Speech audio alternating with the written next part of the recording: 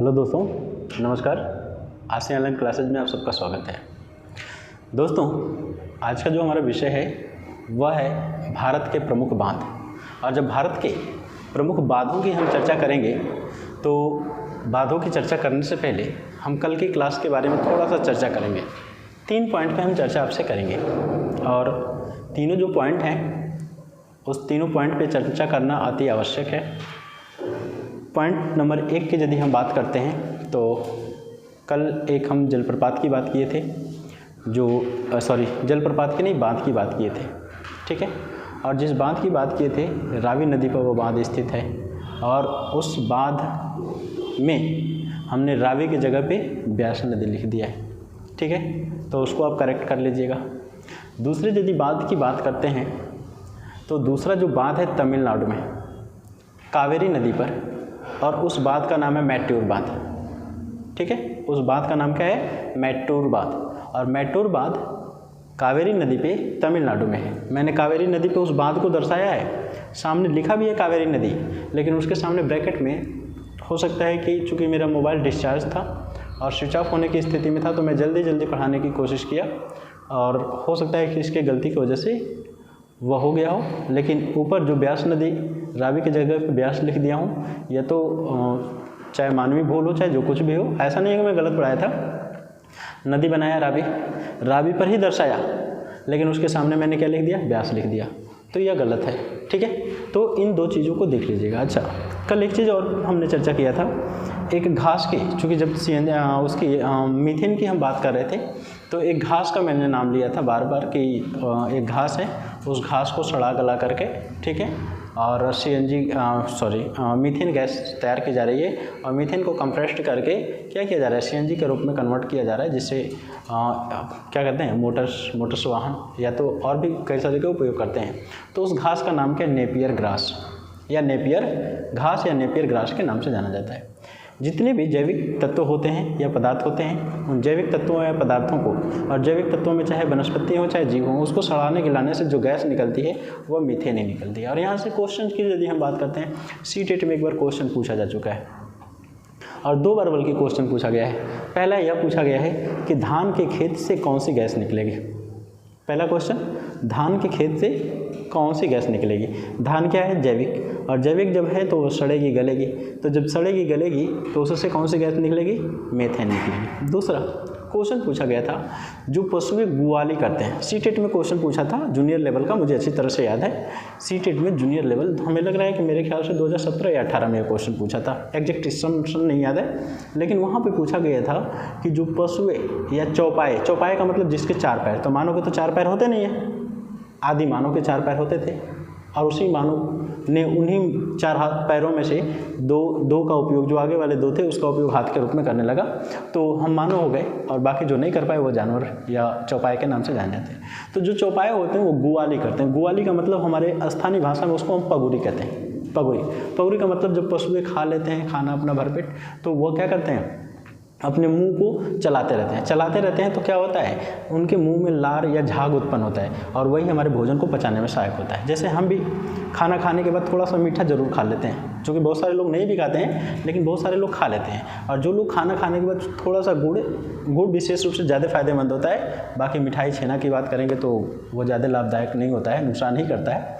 तो थोड़ा सा गुड़ यदि खा लेते हैं तो आपके मुंह में लार या सलाइवा की मात्रा बढ़ जाती है, और जो लार या सलाइवा होता है वो आपके भोजन को पचाने में बहुत सहायक होता है।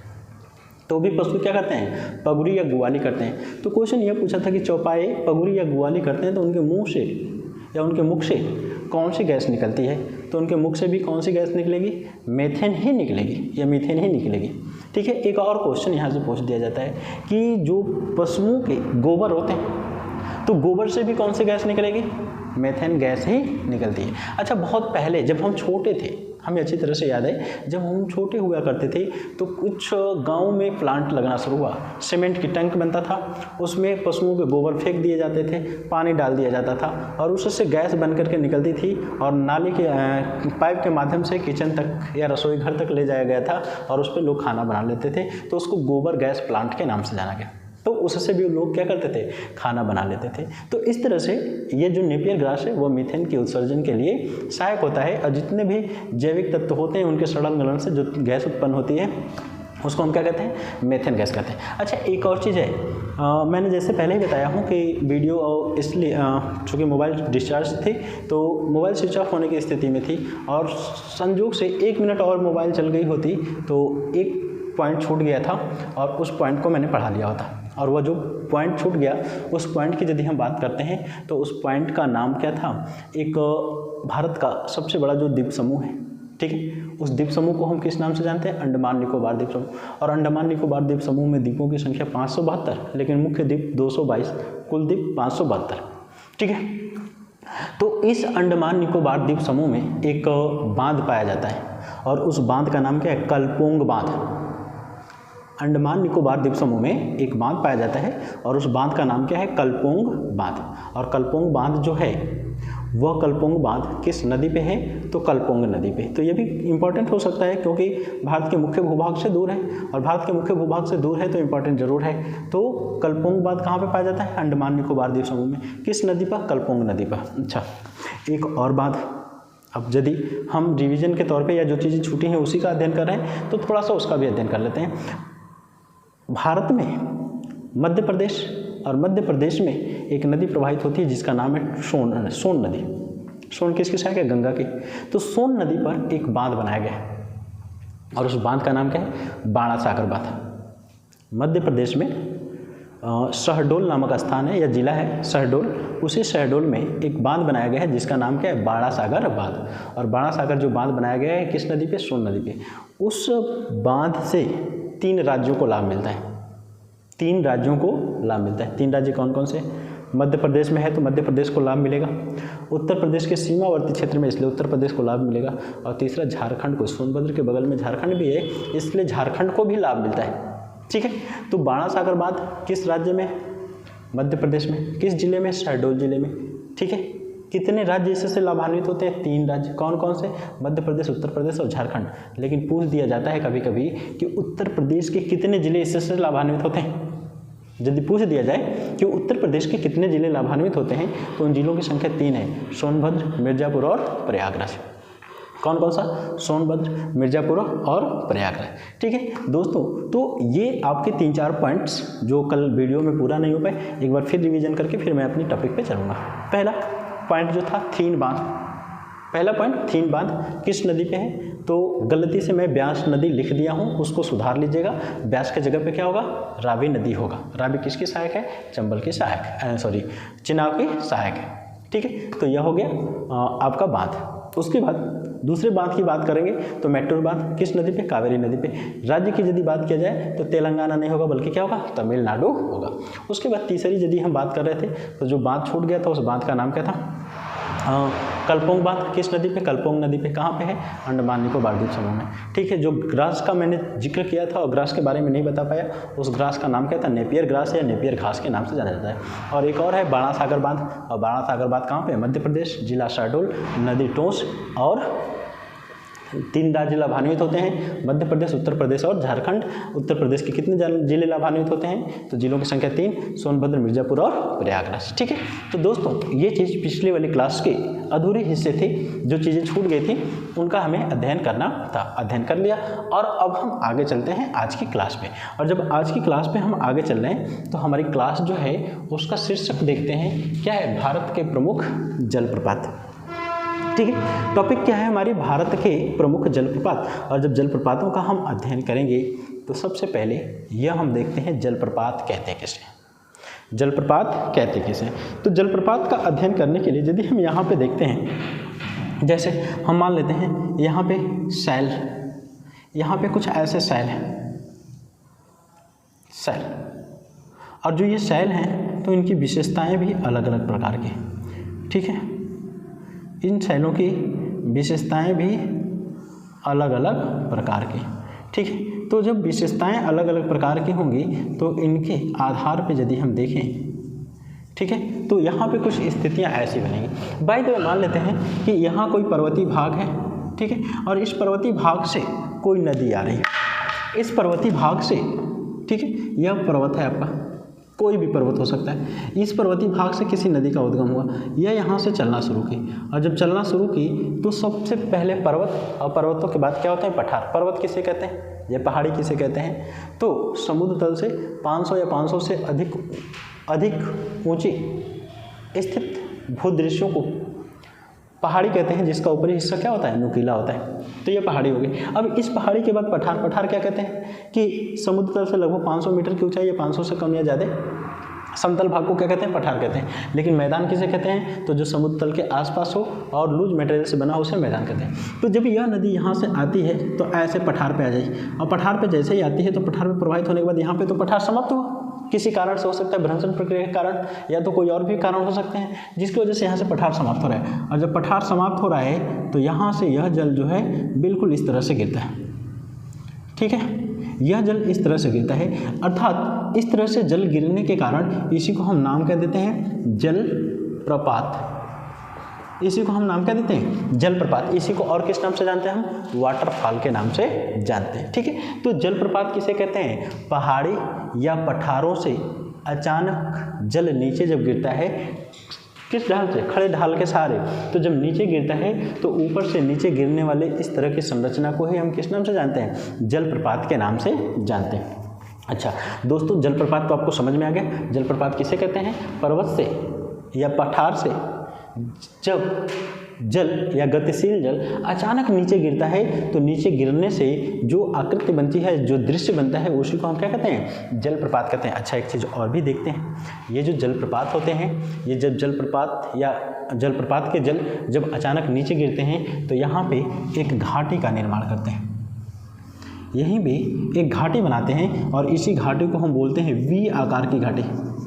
वी आकार की घाटी, या इसी को गार्ज या कैनियन के नाम से भी जानते हैं। जब वी आकार की घाटी अत्यधिक गहरी एवं सकरी हो जाती है तो उसी को हम क्या कहते हैं, गार्ज या कैनियन के नाम से जानते हैं। तो यहाँ से जलप्रपात गिरा, तो जलप्रपात जब जल गिरता है तो नीचे की सैलों को क्या करता है, काटता है, और काटते काटते अत्यधिक गहरी एवं सकरी बना देता है, तो उसी को गार्ज या कैनियन कहते हैं। लेकिन जब ज़्यादा नहीं गहरा किया है तो उसी को हम क्या कहते हैं, इसी को हम वी आकार की घाटी कहते हैं। अच्छा एक क्वेश्चन और बन सकता है, क्वेश्चन ये बन सकता है कि सर यू आकार की घाटी कहाँ पे पाई जाएगी, तो यू आकार की घाटी कहाँ पे पाई जाती है, हिमनदों द्वारा। अर्थात यू आकार की घाटी किससे बनती है, हिमनद के द्वारा, जबकि वी आकार की घाटी किसके द्वारा बनती है, जल के द्वारा बनने का काम होती है। ठीक है दोस्तों, तो ये तो आपका हो गया आपका जलप्रपात। ठीक है, यू आकार की घाटी, सॉरी हाँ वी आकार की घाटी, गार्ज या कैनियन। इसको आप स्क्रीनशॉट चाहें तो ले लेंगे, क्योंकि जब जगह कम पड़ेगी तो इसको हम क्या करूँगा, मिटा दूंगा। अच्छा एक चीज़ और भी है, आज के मैप में मैं क्या किया हूँ, राज्यों को भी दर्शाया हूँ, जिसका कारण यह है कि हमारे एक मित्र ने आग्रह किया था या सुझाव दिया था, सुझाव कहना ज़्यादा बेहतर होगा, आग्रह नहीं, सुझाव दिया था कि सर यदि मैप में राज्यों को भी यदि लोकेट करते चलेंगे तो कंफर्म होता जाएगा कि हाँ यहाँ पे यही राज्य है और यह बात चाहे यह जलप्रपात इसी राज्य में पाया जाता है। इसलिए मैं अपने मित्र के सुझाव पर इस मैप में राज्यों को भी दर्शाने का काम किया हूँ। हो सकता है कि थोड़ा मोड़ा कहीं इधर उधर अजीब लग रहा हो, लेकिन मैंने पूरी कोशिश किया है कि मैप सही बने और मेरे ख्याल से सही भी है। आगे अब चलते हैं, तो हम सबसे पहले जलप्रपात की बात करेंगे। ठीक है, और मेरा क्वेश्चन आपसे है कि भारत का सबसे बड़ा जलप्रपात कौन सा है। ठीक है, क्वेश्चन, भारत का सबसे बड़ा जलप्रपात कौन सा है, तो उस जलप्रपात का नाम देखिए। एक चीज़ और मैं आपको बता दे रहा हूँ, हमें जान जाना चाहिए, यहाँ से पहले ही लाइन से, जो पहला ही लाइन में पढ़ाने जा रहा हूँ, यहीं से पीजीटी में क्वेश्चन पूछ दिया था। इस पहली लाइन से ही पीजीटी 2021 में क्वेश्चन पूछ दिया था, और क्वेश्चन पूछ दिया था कि महात्मा गांधी जलप्रपात किस नदी पे या किस राज्य में, कुछ ऐसे पूछा था। महात्मा गांधी जलप्रपात किस राज्य में है या किस नदी पे है, और इसी को हमें पहले पढ़ना है। सबसे पहले जब इसको हम पढ़ेंगे तो अब एक चीज़ देखेंगे, इस मैप का अध्ययन हम करेंगे तो हम साथ साथ कुछ महत्वपूर्ण, क्योंकि हर छोटी नदियों को नहीं बना सकते हैं, तो जो बड़ी नदियां हैं और बड़ी नदियों पे जो बड़े जलप्रपात हैं उन जलप्रपातों को हम दिखाने का कार्य करेंगे। ठीक है, तो यहाँ पे देखते हैं इस हिस्से में यहाँ पे राज्य है गोवा, और गोवा के बगल में कौन सा है, कर्नाटक, और कर्नाटक के बगल में कौन सा है, कर्नाटक के बगल में ऊपर चलते हैं तो कौन सा मिलेगा, महाराष्ट्र मिलेगा। तो यहीं पे एक नदी, पश्चिमी घाट पे एक नदी निकलती है, और जब पश्चिमी घाट पे एक नदी निकलती है तो उस नदी का नाम क्या होगा, यहाँ पे देखते हैं ऐसे, यह नदी यहाँ पे आती है, और इसी नदी का नाम क्या है, इस नदी का नाम है शरावती नदी। इस नदी का नाम क्या है, शरावती नदी। एक मिनट, ठीक है, देखते हैं इस नदी का नाम क्या है, शरावती नदी। पहले मैं जलप्रपात का नाम लिखता हूँ।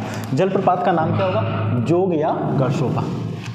यहाँ पे हम दिखाएंगे यह जो जलप्रपात है, इस जलप्रपात का नाम क्या होगा, जोग। 3 नाम मैं लिखूंगा तो इसलिए थोड़ा सा जगह ले रहा हूँ। पहला नाम क्या होगा, जोग या गरसोपा, गरसोपा, या इसी को क्या कहते हैं, महात्मा गांधी जलप्रपात कहते हैं।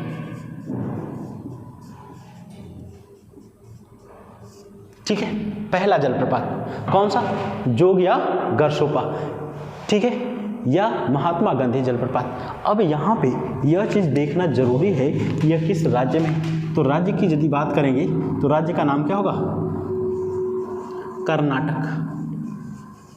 राज्य का नाम क्या होगा, कर्नाटक होगा। और जो कर्नाटक राज्य है तो यह किस नदी पे है, तो कर्नाटक राज्य में एक नदी प्रवाहित होती है जिसका नाम क्या है, इसका नाम है शरावती नदी।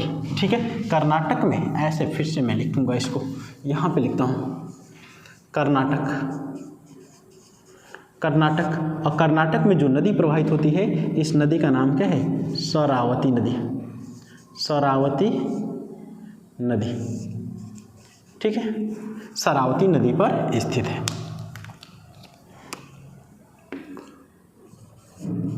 शरावती नदी। ठीक है, तो एक क्वेश्चन आपका तैयार। मैंने क्या बताया, यहाँ से क्वेश्चन पूछा गया है। किस में पूछा गया है, पीजीटी में। कब, 2021 में। और पूछा गया था इसका नाम महात्मा गांधी जलप्रपात। हमने क्या पढ़ा है, जोग या गरसोपा। जोग या गरसोपा क्या है, भारत का सबसे ऊंचा जलप्रपात है। किस राज्य में है, कर्नाटक में। किस नदी पे, शरावती। लेकिन इसका नया नाम आ गया कौन सा, महात्मा गांधी जलप्रपात भी आ गया। तो इस चीज़ से भी हमें अपडेट रहना है। ऊंचाई इसकी हम देख लेते हैं जरा। ऊंचाई की बात करेंगे तो इसकी ऊंचाई कितनी है, ऊंचाई है 488 मीटर। ठीक है, ऊंचाई की यदि हम बात करते हैं तो कलर चेंज कर लेंगे। ऊंचाई, ऊंचाई जो है, ऊंचाई जो है कितना है, 488 मीटर। अब एक चीज़ देखना होगा कि यह भारत का सबसे ऊंचा जलप्रपात है। यहाँ पे लिखेंगे भारत का सबसे ऊंचा जलप्रपात, भारत का सबसे ऊंचा जलप्रपात, ऊंचा जलप्रपात है। ठीक है, भारत का सबसे ऊंचा जलप्रपात। लेकिन क्या यह सही है, बिल्कुल नहीं, सही नहीं है। कारण क्या, कारण यह है कि भारत का सबसे ऊंचा जो जलप्रपात है उसका नाम है कुचिकल जलप्रपात। उसका नाम क्या है, कुचिकल जलप्रपात। और उसकी ऊंचाई जो है लगभग कितनी पाई जाती है, 455 मीटर के आसपास। और इसकी ऊंचाई कितनी है, 488। तो फिर कहेंगे सर आप कैसे कह रहे हैं कि कुचिकल सबसे ऊंचा जलप्रपात है। कारण देखते हैं कि यह जो जोग या गरसोपा जलप्रपात है, इस जलप्रपात की स्थिति की यदि हम चर्चा करें, अब इसको मैं मिटा रहा हूँ, यदि आप स्क्रीनशॉट न लिए हों तो ले लें। ठीक है, और फिर मैं इसको मिटाता हूँ।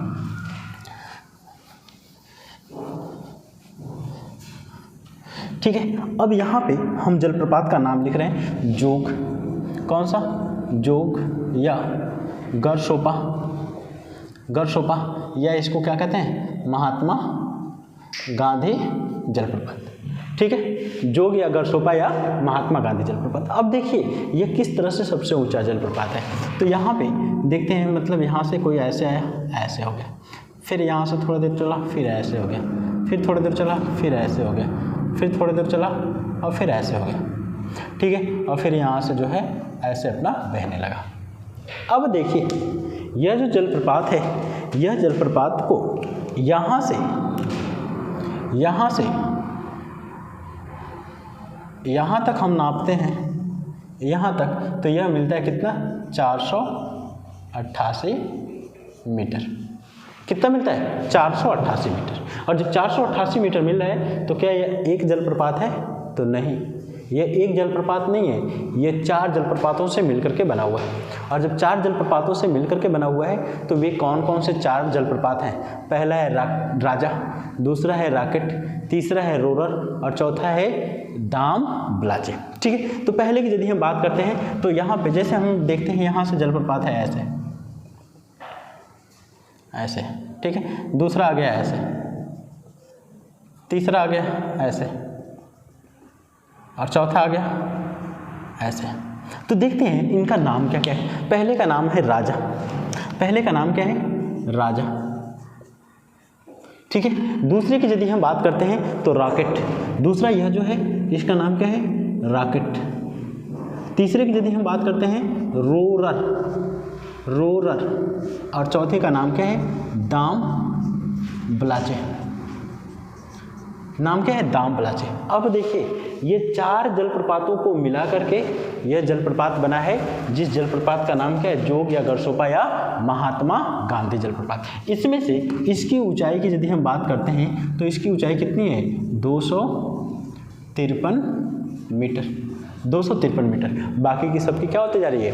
कम होती जा रही है। अब यदि क्वेश्चन पूछे कि भारत का सबसे ऊंचा जलप्रपात है और जोग या गरसोपा जलप्रपात नहीं दिया है तो हम किसको ट्रिक करेंगे? कुचिकल जलप्रपात को। लेकिन जोग और गरसोपा, कुचिकल और जोग या गरसोपा या तो महात्मा गांधी कोई दिया है तो भी हम किसको ट्रिक करेंगे? इसको ट्रिक करेंगे। लेकिन पूछ देगा एकल सबसे ऊंचा जलप्रपात कौन सा है? एकल, एकल का मतलब ये 4 स्टेप में ना हो, सीधा एक बार में नीचे आ रहा हो। तो एकल सबसे ऊंचा जलप्रपात कौन सा होगा? तो आपका कुचिकल जलप्रपात हो जाएगा। ठीक है, तो जोग या गरसोपा या महात्मा गांधी जलप्रपात 4 जलप्रपातों से मिलकर के बना है। पहला राजा जिसकी ऊंचाई 253 मीटर, दूसरा रॉकेट, तीसरा रोरर और चौथा दाम ब्लाचे। ठीक है, अब ये चारों जलप्रपात मिलकर के कितनी ऊंचाई बना रहे हैं? 488 मीटर। और इस तरह से यह भारत का सबसे ऊंचा जलप्रपात है जिसकी ऊंचाई 488 मीटर है। किस राज्य में है? कर्नाटक। यह राज्य कौन सा है? कर्नाटक। ठीक है, नाम क्या है? जोग, गरसोपा या महात्मा गांधी जलप्रपात। किस नदी पे? शरावती नदी पे। ऊंचाई कितनी? 488 मीटर। और यह क्या है? भारत का सबसे ऊंचा जलप्रपात है। ठीक है दोस्तों, तो यह तो पहला हमारा जलप्रपात होता है कंप्लीट। यह कौन सा? पहला जलप्रपात हमारा जो हो रहा है कंप्लीट हो रहा है। उसके बाद यदि हम बात करते हैं तो दूसरे जलप्रपात की बात करेंगे। और जब दूसरे जलप्रपात की बात करेंगे तो यहाँ भी तो कोई नदी होगी, उसी नदी पे तो जलप्रपात होंगे। तो दूसरा यहीं से एक नदी निकलती है और इस नदी की यदि हम बात करते हैं तो यह नदी ऐसे निकल रही है। ज़रा देखिए, इस हिस्से से एक नदी निकलती है ऐसे, और इस नदी का नाम क्या है? कावेरी। इस नदी का नाम क्या है? कावेरी नदी। और इसी कावेरी नदी पर कर्नाटक में, ठीक है, कावेरी नदी पर कर्नाटक में एक जिला है जिसका नाम क्या है? मैसूर। ठीक है, मैसूर। और उसी मैसूर के आसपास एक जलप्रपात पाया जाता है जिस जलप्रपात का नाम क्या है? शिव समुद्रम जलप्रपात। ठीक है, तो इसको मैं यहाँ पे लिखने का काम करता हूँ। ठीक है, यहाँ पे देखता हूँ अगला जो जलप्रपात हमें मिल रहा है वह इस हिस्से में मिल रहा है। ठीक है, यहाँ पे, और जो यहाँ पे मिल रहा है तो इसका नाम क्या है? शिव समुद्रम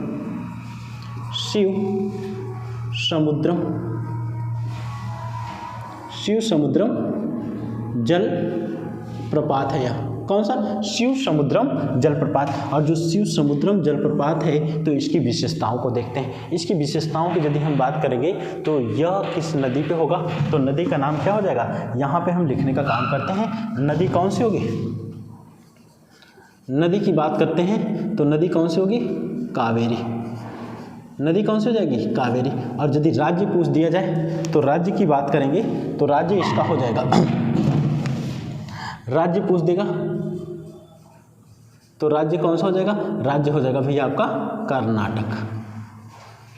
ठीक है। तो दूसरा जलप्रपात आपका हो गया शिव समुद्रम जलप्रपात। किस राज्य में? कर्नाटक राज्य में। किस नदी पे? कावेरी नदी पे। ठीक है। और जिला पूछ दिया जाए तो राज्य कर्नाटक का मैसूर जिला। अच्छा, एक चीज़ विशेष रूप से यहाँ नोट करने वाली चीज़ है, इसको नोट कर लीजिएगा, मैं खूब आराम से बता रहा हूँ।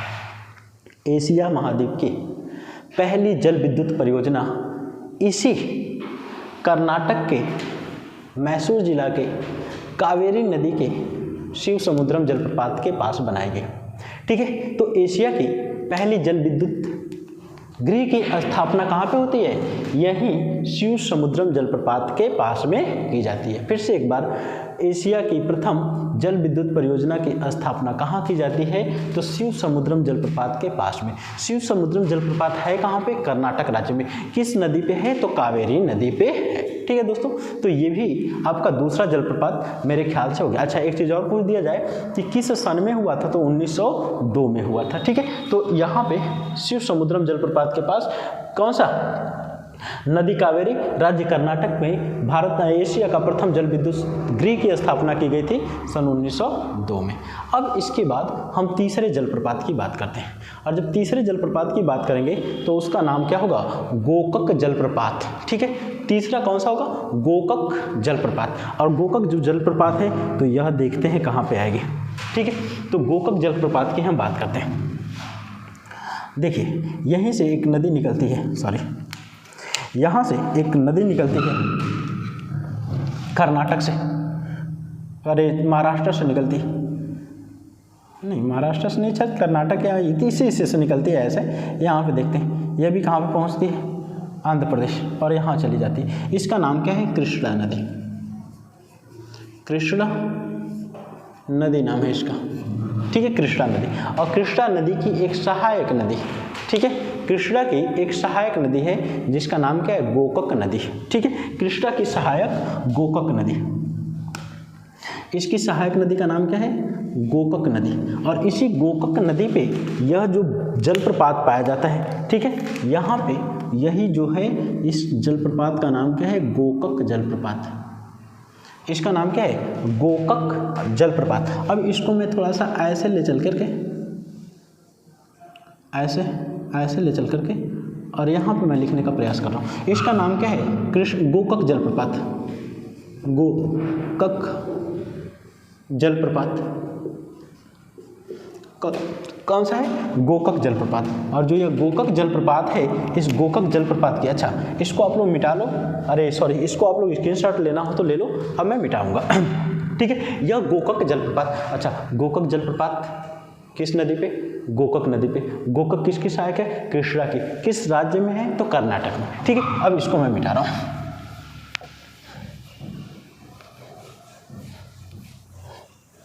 अब देखते हैं गोकक जलप्रपात। और गोकक जलप्रपात किस पर है? तो कृष्णा की सहायक, यहाँ पे मैं लिखता हूँ, कृष्णा की सहायक गोकक नदी पे। ठीक है। कृष्णा की सहायक, कृष्णा की सहायक, कृष्णा की सहायक गोकक नदी पर। ठीक है। राज्य यदि पूछ दिया जाए तो राज्य आपका हो जाएगा कौन सा? राज्य की यदि बात करते हैं तो राज्य हो जाएगा कर्नाटक। राज्य कौन सा? कर्नाटक। कर्नाटक। और पूछ दिया जाए तो बेलगांव, बेलगांव के, कर्नाटक के बेलगांव के निकट यह जलप्रपात पाया जाता है, जिसका नाम क्या है? गोकक जलप्रपात। किस राज्य में? कर्नाटक में। स्थान बेलगांव। नदी पूछ दिया जाए, कृष्णा की सहायक गोकक नदी पे। अब दोस्तों आगे चलते हैं, और आगे चलते हैं तो तीसरा महत्वपूर्ण जलप्रपात, जिसको कहते हैं धुआंधार जलप्रपात। कौन सा जलप्रपात है भैया? धुआंधार जलप्रपात। और जब धुआंधार जलप्रपात की हम बात करते हैं तो इसका उद्गम देखिए, यहाँ पे एक नदी आती है, और यह नदी जो है ऐसे प्रवाहित होकर के और आकर के यहीं पे गिरती है, जिसका नाम क्या है? नर्मदा नदी। नर्मदा नदी। और इसी नदी पर यह जलप्रपात पाया जाता है, जिसका नाम क्या है? धुआंधार जलप्रपात। और धुआंधार जो जलप्रपात है यह कहाँ पे पाया जाता है? मध्य प्रदेश में। किस नदी पे पाया जाता है? तो नर्मदा नदी पे। इसे हम भेड़ाघाट के आसपास के क्षेत्रों में हम देख सकते हैं। ठीक है, तो यहाँ पे हम चलते हैं जलप्रपात के बारे में और इस जलप्रपात का नाम हम लिखते हैं। मध्य प्रदेश यह है और मध्य प्रदेश का जो हिस्सा है उसे हम किस नाम से जानते हैं? ये विशेष रूप से जबलपुर में है। ठीक है, जिला पूछ दिया जाए तो जबलपुर होगा। तो इस जलप्रपात को हम देखते हैं, इसका नाम क्या होगा? इसका नाम होगा धुआंधार। धुआंधार जलप्रपात। ठीक है, क्या नाम है? धुआंधार जलप्रपात। किस राज्य में भैया? मध्य प्रदेश में। किस नदी पे? नर्मदा। अच्छा, नर्मदा का उद्गम कहाँ पे है? छत्तीसगढ़ और मध्य प्रदेश के सीमावर्ती क्षेत्र में मैकाल पर्वत श्रेणी है और मैकाल पर्वत श्रेणी की सबसे ऊंची चोटी का नाम क्या है? अमरकंटक। और अमरकंटक से विशेष रूप से 3 नदियाँ और कुल 4 नदियाँ निकलती हैं। उत्तर दिशा में सोन, पश्चिम दिशा में नर्मदा, पूर्व दिशा में महानदी और दक्षिण दिशा में कौन सी? इंद्रावती नदी प्रभावित होने का काम करती है। ठीक है, तो यहाँ पे देखेंगे नर्मदा नदी पर स्थित जलप्रपात कौन सा? धुआंधार जलप्रपात। और जो धुआंधार जलप्रपात है वह धुआंधार नाम क्यों कहा गया? तो कहा जाने का कारण क्या था? कारण यह है कि जिस ऊंचाई से यह गिरता है तो नीचे संगमरमर की चट्टानें पाई जाती हैं। अभी मैं एक चीज़ और बताऊँगा, संगमरमर की जो चट्टानें पाई जाती हैं तो जल की कड़े उस चट्टानों पर पड़ने के बाद छिटकती हैं और उस क्षेत्र के आसपास का आसमान ऐसा होता है जैसे लगता है कि चारों तरफ धुआं ही धुआं है, इसलिए इसका नाम क्या रखा गया है? धुआंधार जलप्रपात रखा गया है। अच्छा, एक चीज़ और देखते हैं, थोड़ा सा हम इतिहास की भी बात कर ले रहे हैं और इतिहास को भूगोल से कनेक्ट करके कभी क्वेश्चन पूछ देता है। कैसे पूछता है? पूछता यह है कि जो आगरा का ताजमहल या दिल्ली का किला या आगरा का किला बना हुआ है, इस किला को बनाने के लिए जो संगमरमर या बलुआ पत्थर की चट्टानें लाई गई हैं वे कहाँ से लाई गई हैं? तो ये चट्टानें भैया लाई गई हैं कहाँ से? मैं बता रहा हूँ, 2 स्थान विशेष रूप से उल्लेखनीय है। एक मकराना राजस्थान का, पहला कौन सा? राजस्थान का मकराना, और दूसरा कौन सा? भेड़ाघाट। और भेड़ाघाट कहाँ पे? जबलपुर में है और यही भेड़ाघाट से भी चट्टान ले जाए गए हैं। तो यह धुआंधार जलप्रपात मध्य प्रदेश के जबलपुर के भेड़ाघाट नामक स्थान पे है। किस नदी पे है? नर्मदा नदी पे है। ठीक है, इसको हम इस हिस्से में लिख दे रहे हैं। इस हिस्से में लिख रहे हैं तो जलप्रपात का नाम क्या है? धुआंधार जलप्रपात। धुआंधार जलप्रपात, धुआंधार जलप्रपात। अब धुआंधार जो जलप्रपात है तो यह किस राज्य में है? ठीक है, राज्य यदि देखते हैं तो यह है राज्य आपका मध्य प्रदेश। कौन सा राज्य है? मध्य प्रदेश। और मध्य प्रदेश में नदी पूछ दिया जाए तो नर्मदा नदी, नर्मदा नदी। और नर्मदा नदी पूछ दिया जाए तो पूछ दिया जाए कि किस जगह पे? तो जबलपुर, जबलपुर। और जबलपुर में भी पूछ दिया जाए किस स्थान पे? तो इसका नाम क्या है? भेड़ाघाट है। ठीक है, तो यह देख लीजिए कौन सा? धुआंधार जलप्रपात किस राज्य में? मध्य प्रदेश में। किस नदी पे? नर्मदा नदी पे। मध्य प्रदेश के किस जिले में? जबलपुर में। स्थान का नाम क्या हो जाएगा? भेड़ाघाट हो जाएगा। ठीक है दोस्तों, तो मेरे ख्याल से यह चौथा जलप्रपात हो गया। अब 5वें जलप्रपात की यदि बात करते हैं तो इसका नाम क्या है? चित्रकूट जलप्रपात। महत्वपूर्ण जलप्रपात है, इसका नाम क्या है? चित्रकूट जलप्रपात। और मैंने अभी आपको बताया है कि चित्रकूट जलप्रपात का भी उद्गम जो है नर्मदा नदी के आसपास के क्षेत्रों से ही हुआ है। ठीक है, तो यहाँ से एक नदी प्रवाहित होती है। ठीक है, ऐसे इसी हिस्से से आती है ऐसे। ठीक है, ऐसे प्रवाहित होकर के आकर के किस में मिल जाती है? गोदावरी नदी में मिल जाती है। गोदावरी नदी में मिलती है और गोदावरी को भी हम यहाँ पे बना ही ले रहे हैं। ठीक है, गोदावरी को भी हम यहाँ से ऐसे बना ले रहे हैं। यह कौन सी नदी हो जाएगी? गोदावरी, गोदावरी नदी। ठीक है, गोदावरी नदी। और गोदावरी की सहायक कौन सी है? इंद्रावती नदी है। और इसी इंद्रावती नदी पे एक जलप्रपात पाया जाता है, राज्य का नाम होगा छत्तीसगढ़ में, और वह जलप्रपात कौन सा है? चित्रकूट जलप्रपात है। ठीक है, तो यहाँ पे हम जलप्रपात बनाने का काम करते हैं। यह जो है आपका देखिए, यही आपका छत्तीसगढ़ है, छत्तीसगढ़। और इसी छत्तीसगढ़ में जो जलप्रपात पाया जा रहा है, इस जलप्रपात का नाम क्या है? चित्रकूट, चित्रकूट जलप्रपात, चित्रकूट जलप्रपात। अब जो चित्रकूट जलप्रपात है तो आप ये सोचेंगे अरे यार चित्रकूट तो कहाँ पे, उत्तर प्रदेश में भगवान राम ने गया था, कहाँ पे, बनवास में, तो वहीं जाकर के। अच्छा एक चीज़ और मैं बता दे रहा हूँ दोस्तों, हम भी गए थे घूमने, बनवास पे नहीं गए थे लेकिन घूमने गए थे, ठीक है। और घूमने जब गए थे तो हमने भी क्या किया, मध्य प्रदेश में मैहर उहर जो है सतना जो क्षेत्र है उस क्षेत्र से होते हुए हम भी आ गए चित्रकूट। सोचे कि राम जहाँ पे जाते वक्त गए थे तो हम आते वक्त घूम लें, ठीक है। तो उस स्थान पे हमने घूमने गया तो मैंने वहाँ पे एक नई चीज़ देखा, और नई चीज़ यह थी कि बताया जाता है कि एक नदी है भारत की जिसको गुप्त गोदावरी नदी कहते हैं, और गुप्त गोदावरी नदी का उद्गम जो है पर्वत से हुआ है, और यह विंध्यन पर्वत श्रेणी का हिस्सा है, और विंध्यन पर्वत श्रेणी का जो हिस्सा है तो उसी से हुआ है। लेकिन एक ऐसा स्थान है जो बिल्कुल एक आदमी उस गुफा से किसी तरह से पार कर सकता है, वो भी हैवी होगा तो नहीं पार कर पाएगा।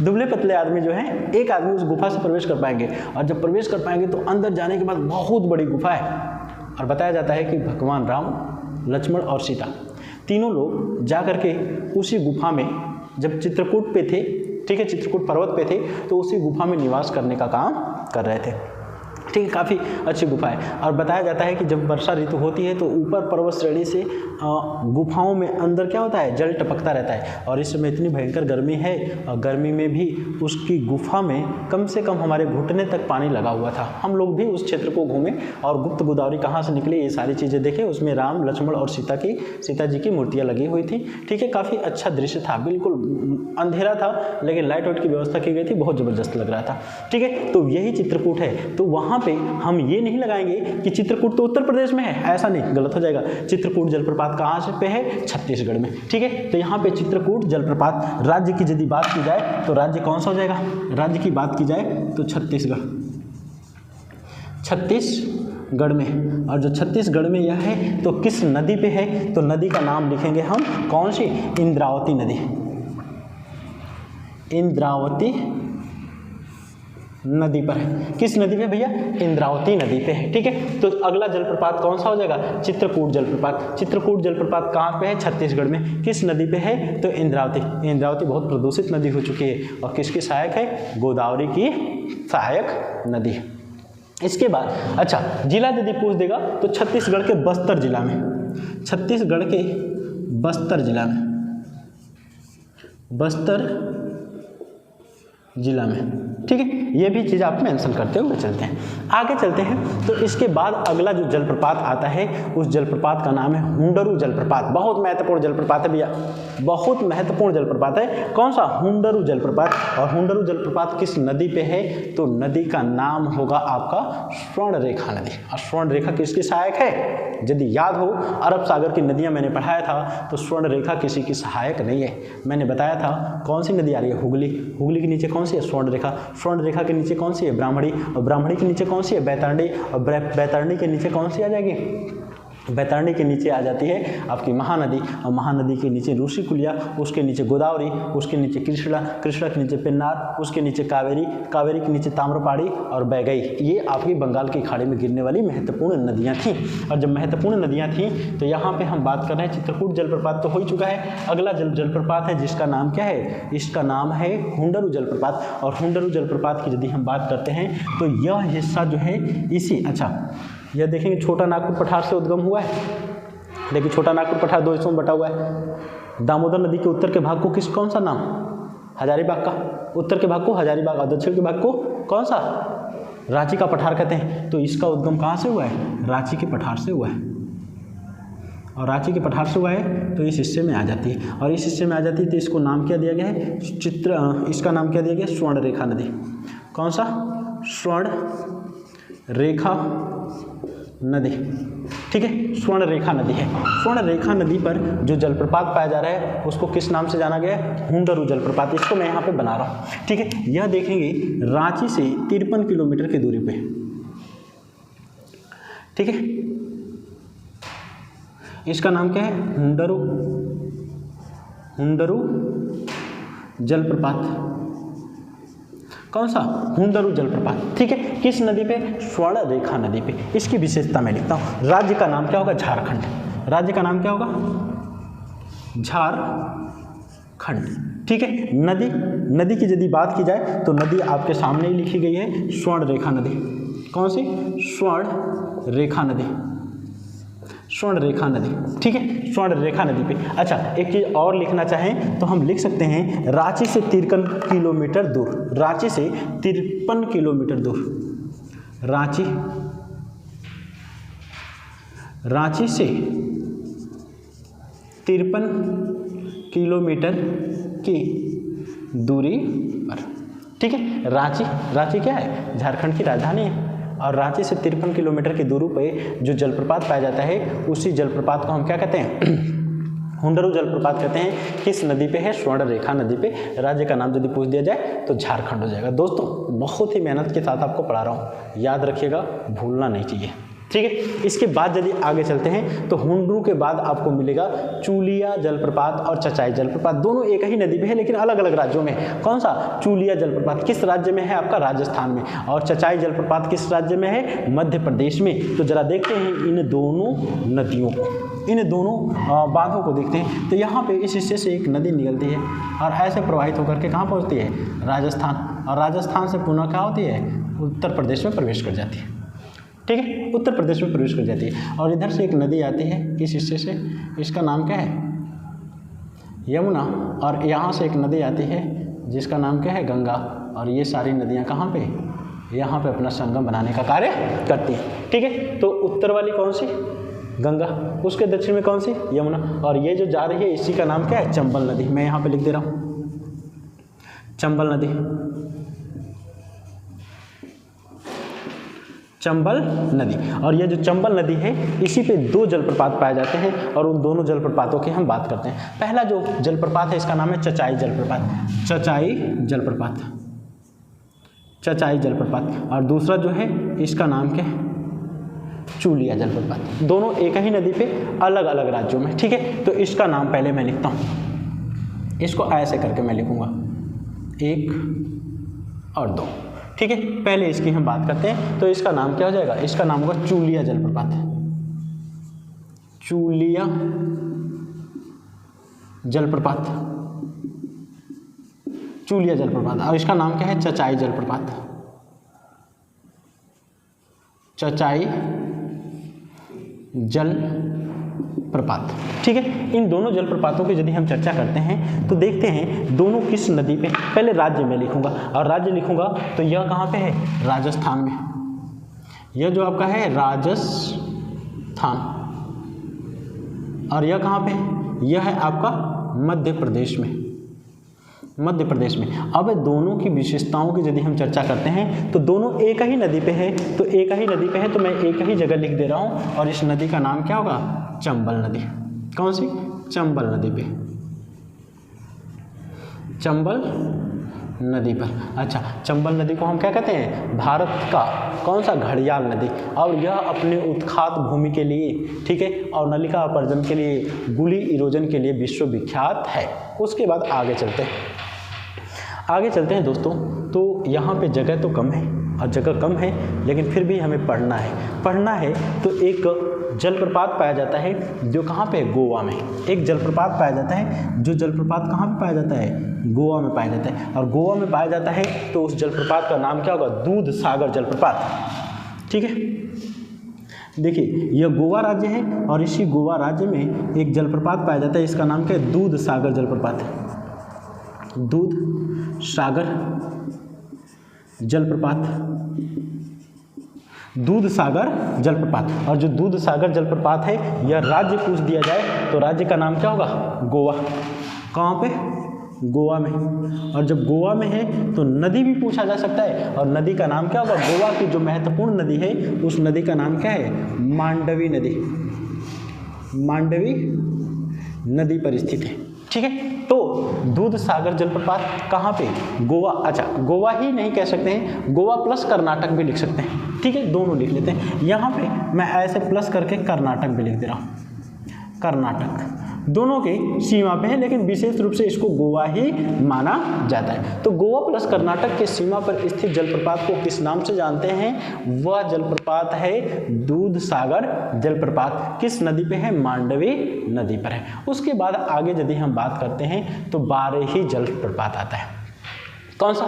बारेही जलप्रपात। और जो बारेही जलप्रपात की यदि हम बात करते हैं तो वह थोड़ा सा पढ़ना तो मुश्किल होगा। मुश्किल इसलिए होगा कि मैपिंग अब लगभग जगह खत्म हो रही है, लेकिन फिर भी इसको हम कोशिश करेंगे बताने की। यहाँ पे देखेंगे यह राज्य का नाम क्या है? ओडिशा। यह राज्य जो है कौन सा राज्य है? ओडिशा राज्य। और इसी ओडिशा राज्य में एक जलप्रपात पाया जाता है। इसी ओडिशा राज्य में एक जलप्रपात पाया जाता है। मैं इसको ऐसे करके लिख रहा हूँ, इसको हम कहते हैं बारेही। ठीक है, इसका नाम क्या है? बारेही जलप्रपात। बारेही जलप्रपात।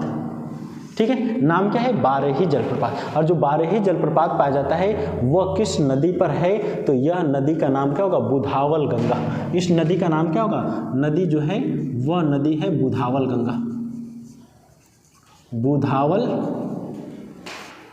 गंगा नदी पर, गंगा नदी पर। और यदि राज्य पूछ देगा तो राज्य का नाम क्या होगा? राज्य का नाम होगा ओडिशा। ओडिशा राज्य में। ठीक है, तो कौन सा? बारेही जलप्रपात बुधावल गंगा नदी पर किस राज्य में? ओडिशा राज्य में पाया जाता है। अच्छा, इसकी ऊंचाई देख लेते हैं। तो इसकी ऊंचाई महत्वपूर्ण है 399 मीटर।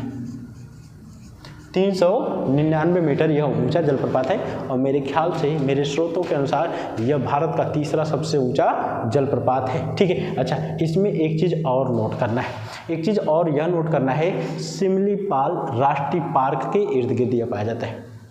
ठीक है, इसको मैं लिखूंगा नहीं, आप लिख लीजिएगा। सिमलीपाल नेशनल पार्क कहाँ पे? ओडिशा में। और सिमलीपाल नेशनल पार्क जो है, मतलब एक तरह से कह सकते हैं कि यह जलप्रपात सिमलीपाल नेशनल पार्क के बीच में ही पाया जाता है। उसके बाद आगे बात करते हैं तो महत्वपूर्ण जलप्रपात आता है। इस जलप्रपात का नाम है कुचिकल जलप्रपात।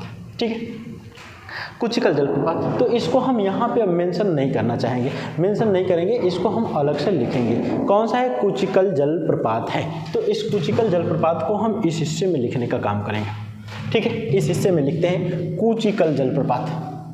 कौन सा? कुचिकल जलप्रपात। जलप्रपात। और यह जो कुचिकल जलप्रपात है इम्पॉर्टेंट है। इम्पॉर्टेंट किस लिए है? क्योंकि यह कर्नाटक में है। और कर्नाटक में है तो उडुपी शिमोगा जिला है। ठीक है, और उडुपी शिमोगा जिला के सीमा पर स्थित है। और इस नदी का भी नाम क्या है? बारेही नदी नाम है। ठीक है, इस नदी का भी नाम क्या होगा? बारेही नदी। बारेही नदी पर। ठीक है, यह भी किस नदी पर होगा? बारेही नदी पर ही पाया जाएगा। और बारेही नदी पर पाया जा रहा है तो एक चीज़ और भी है कि यह जो जलप्रपात है वह कहाँ पे है? एक मिनट रुक जाइए, हमें लग रहा है कि कुछ गलती हो रही है। वो बारेही नदी था और यह बराही नदी है। बराही नदी, बराही नदी पर स्थित है। नदी का नाम क्या होगा? बराही नदी होगा। और इसकी यदि ऊंचाई की हम बात करते हैं तो इसकी ऊंचाई कितनी है? ऊंचाई की बात करेंगे तो ऊंचाई है 455 मीटर। 455 मीटर। और एकल की दृष्टि से यह भारत का सबसे ऊंचा जलप्रपात है। लिखते हैं इसको, एकल की दृष्टि से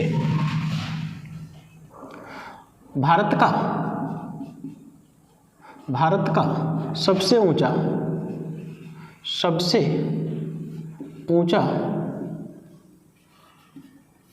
एकल जलप्रपात है।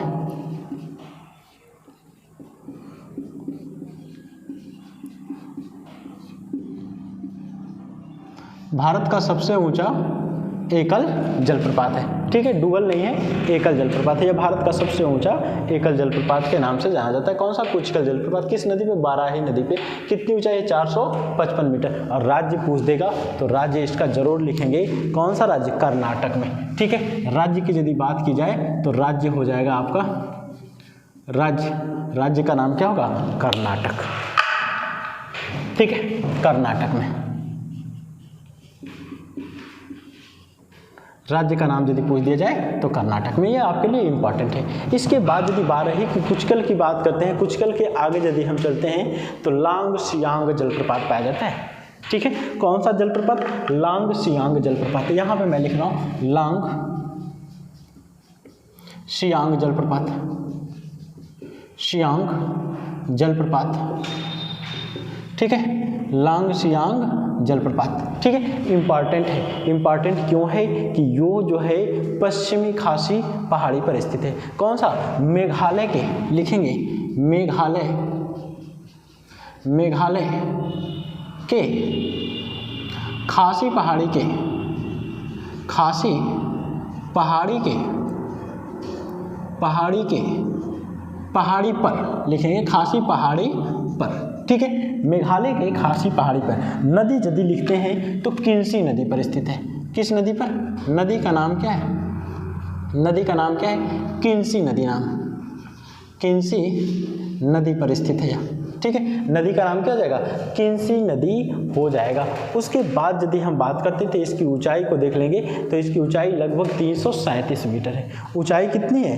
337 मीटर के आसपास है। एक मिनट।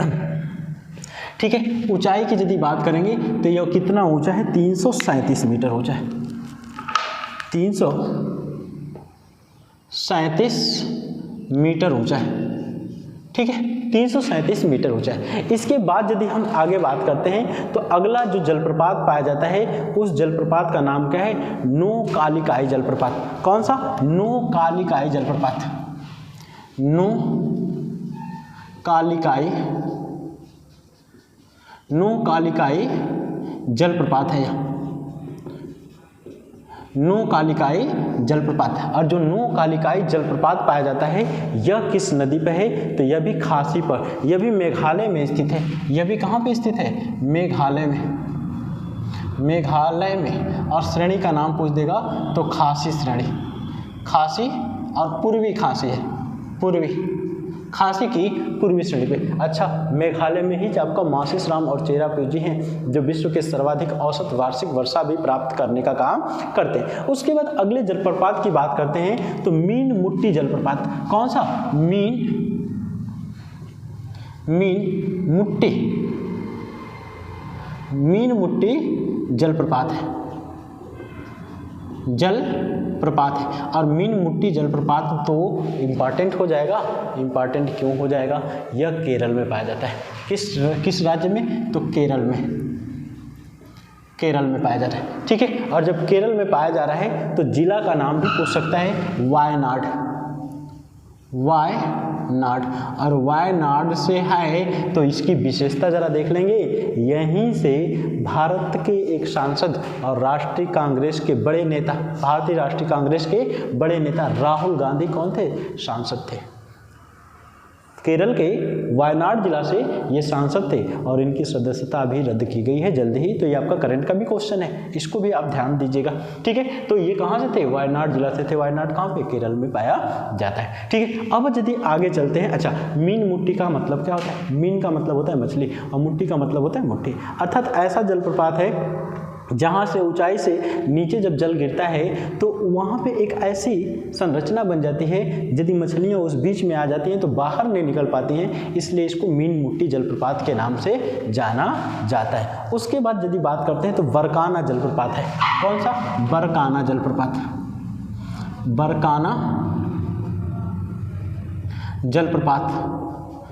ठीक है, बरकाना जलप्रपात है। और यह बरकाना जो जलप्रपात है यह कहाँ पे पाया जाता है? कर्नाटक में।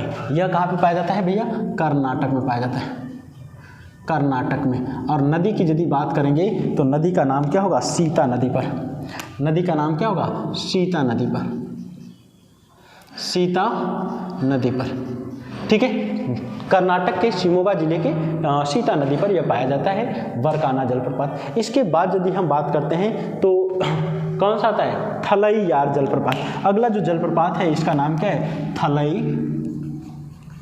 थलई यार जलप्रपात।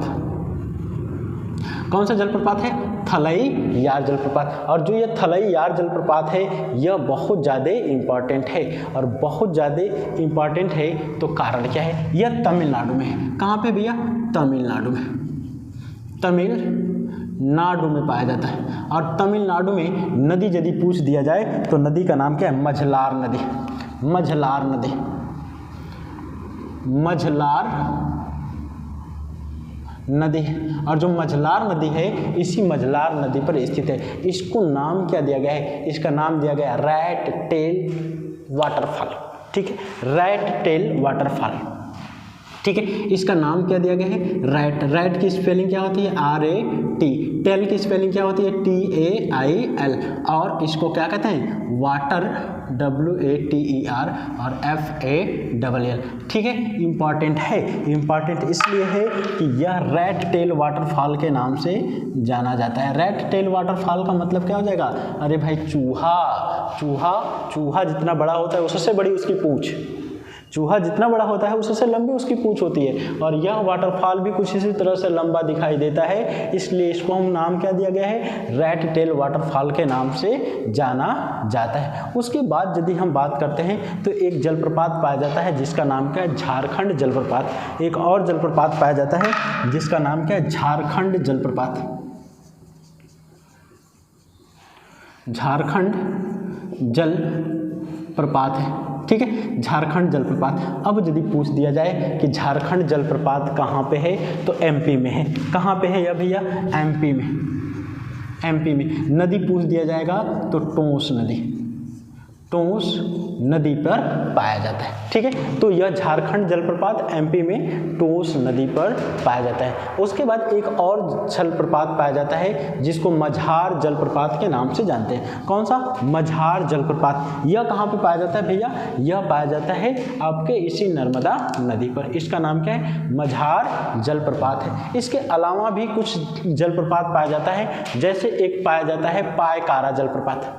कौन सा, पायकारा। यह तमिलनाडु में ही नीलगिरी की श्रेणियों पर पाया जाता है। कौन सा, पायकारा जलप्रपात तमिलनाडु में ही नीलगिरी की पहाड़ियों पर पाया जाता है। एक और जलप्रपात है जिसका नाम है येना जलप्रपात। यह महाबलेश्वर के समीप, महाबलेश्वर कहाँ पे, आपका महाराष्ट्र, महाबलेश्वर के समीप पाया जाता है, ठीक है दोस्तों। तो ये आज हमारी क्लास रही, ठीक है। इस क्लास में भारत के महत्वपूर्ण जलप्रपातों का हमने अध्ययन किया, ठीक है। जो महत्वपूर्ण थी उन्हीं महत्वपूर्ण जलप्रपातों का हमने चर्चा किया है। लेकिन एक बार थोड़ा सा जल्दी और शॉर्ट में हम इनका रिवीजन कर लें, लेकिन गला सूख रहा है, थोड़ा सा सींच लेने दीजिए।